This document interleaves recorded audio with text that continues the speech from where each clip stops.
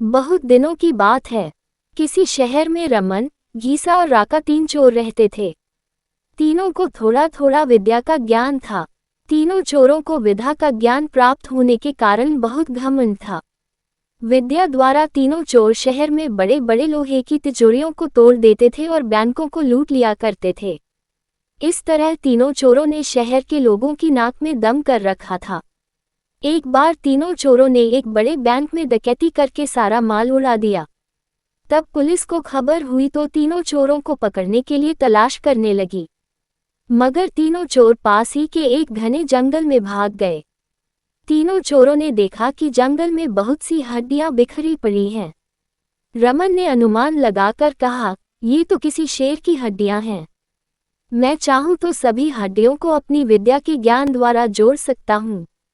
Giza को भी विद्या का घमंड था, सो वह बोला, अगर ये शेर की हड्डियां हैं तो मैं इनको अपनी विद्या द्वारा शेर की खाल तैयार कर उसमें डाल सकता हूं।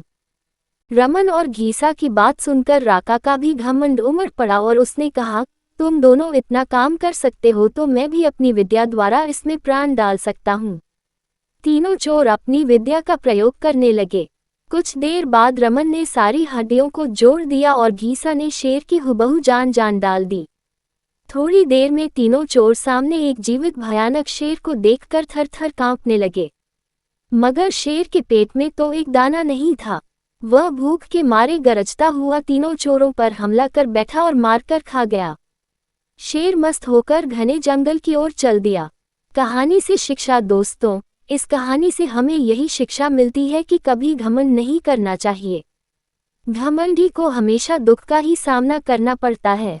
यदि तीनों चोर अपनी विद्या का घमंड न करते तो उन्हें जान से हाथ न धोने पड़ते। हमें अपनी विद्या का प्रयोग सोच समझकर करना चाहिए।